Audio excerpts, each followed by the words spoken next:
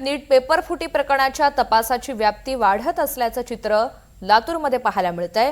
गेल्या 3 दिवसांपासून सीबीआयचे 6 अधिकाऱ्यांचे पथक लातूरमध्ये तळ ठोकून आहे।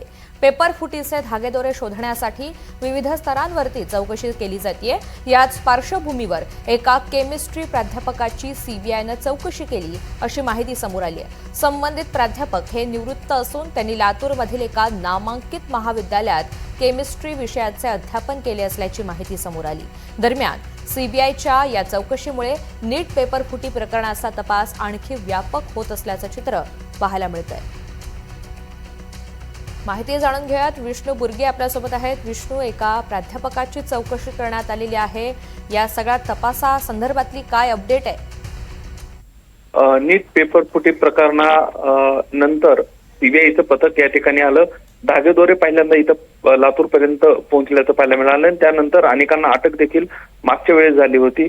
परत एकदा 3 दिवसापासून सीबीआयचं पथक लातूरमध्ये दाखल झालंय आणि विविध जणांची चौकशी केल्याची माहिती आहे। यात केमिस्ट्रीचा एक प्राध्यापक असल्याची माहिती आहे आणि त्याची कसून चौकशी झाल्याची देखील माहिती आहे।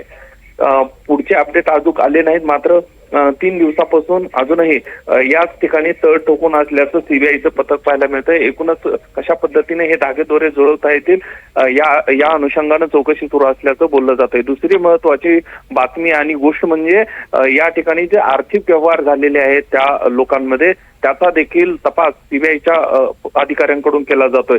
6 पेक्षा अधिक अधिकारी या ठिकाणी तळ ठोकून असल्याचं पाहायला मिळतंय। त्यामुळे या सगळ्या प्रकरणाची व्याप्ती वाढतीये, अनेक आरोपी देखील वाढण्याची शक्यता वर्तवली जात आहे। त्यामुळे येणाऱ्या या अधिकाऱ्यांनी कुणाची चौकशी केली ना त्यांचा रोल यामध्ये नेमका काय हे पाहणं महत्वाचं असणार आहे। मात्र 6 जणांचं पथक या ठिकाणी 3 दिवसापासून तळ ठोकून आहे आणि आणखीनही काही दिवस याच ठिकाणी सीबीआय चौकशी करण्याची आणि या सर्वांचे धागेदोरे जुळवण्याची शक्यता आहे। निश्चित, धन्यवाद सविस्तर माहितीसाठी।